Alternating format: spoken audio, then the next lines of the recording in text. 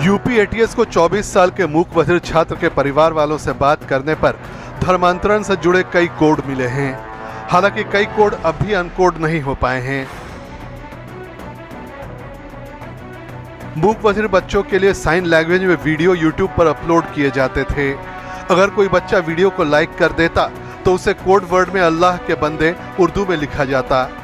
Like या subscribe करने वाले बच्चे से अनजान लोग संपर्क करते और उसका मन बदलकर मुस्लिम बनाने की कोशिश करते। संपर्क में आए बच्चों को किसी के नाम से नंबर सेव नहीं करने की हिदायत दी जाती थी। सभी संपर्क को संख्या में लिखा जाता था। धर्मांतरण करवाने वाले या साथ के लोगों के नंबर 1, 2, 3 की तरह होते थे। धर्म परिवर्तन का code revert back to Islam program था। जब भी लोगों को पैसे मिलते थे तो उर्दू में संदेश आता था, रहमत। कौम का कलंक कोड एटीएस अभी डिकोड नहीं कर पाई है, जिसका इस्तेमाल कई बार हुआ है। छात्रों के लिए मुतक्की शब्द का इस्तेमाल होता था। छात्रों को इस्लाम पढ़ाने से पहले इसी कोड वर्ड से उनके मन में इस्लाम के प्रति प्रेम भरा जाता था। सलात शब्द का भी प्रयोग कई बार हुआ है। इस्लाम कबूलने की इच्छा रखने वालों या धर्मांतरण कराने की जिम्मेदारी लेने वाले शख्स सलात शब्द का सबसे ज्यादा इस्तेमाल करते थे। एटीएस के मुताबिक सलात शब्द नमाज के लिए इस्तेमाल किया जाता है। धर्मांतरण के लिए गिरफ्तार उमर गौतम जहांगीर आलम पूरी रणनीति के साथ काम करते थे। टारगेट पर ऐसे बच्चे होते थे जो विरोध नहीं कर सके। एटीएस पूछताछ में उमर गौतम का नेटवर्क 24 राज्यों में पाया गया है। उन सभी संस्थाओं की जांच की जा रही है जिनसे उमर गौतम जुड़ा रहा है। मौलानाओं ने धर्म परिवर्तन पर एटीएस के सामने कई खुलासे किए हैं।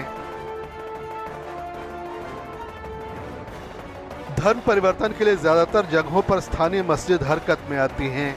इस्लाम स्वीकार करने वालों को कलमा पढ़ाया जाता है। मस्जिद का मौलवी नमाज और अजान से जुड़ी जानकारी उन्हें देता है। इस तरह के विज्ञापन निकाले जाते हैं कि लोग उसे पढ़कर इस्लाम की तरफ कदम बढ़ाएं। कई लोग विवाद के डर से मस्जिद नहीं जाते। ऐसे लोगों को घर पर ही नमाज पढ़ने को कहा जाता है। इस्लाम धर्म स्वीकार करने की घोषणा मौलवी मस्जिद में बाकायदा तकरीर कर घोषणा करते हैं। गिरफ्तार लोगों ने एटीएस को बताया है कि ज्यादातर लोगों को विश्वास में लेकर धर्म परिवर्तन कराया जाता है। कोई खुद धर्म परिवर्तन को तैयार हो तो काम आसान हो जाता है।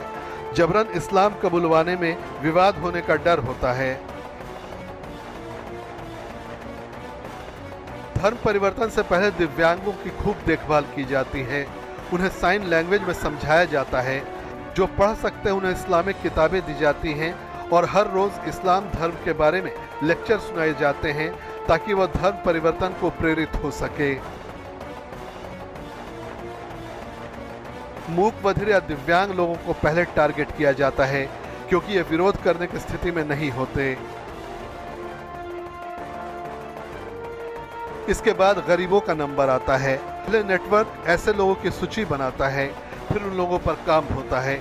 गरीब या दिव्यांग छात्र मुफ्त शिक्षा, खाने पीने और रहने की व्यवस्था देखकर इस्लाम की तरफ आकर्षित होता है। उन्हें ऐसी चीजें खाने को दी जाती हैं जो उन्होंने जीवन भर में नहीं देखा हो।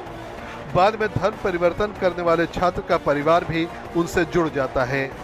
धर्मांतरण के लिए दुनिया भर से इस्लामिक गुटों को पैसे आते हैं। ब्यूरो रिपोर्ट, हिंदी खबर।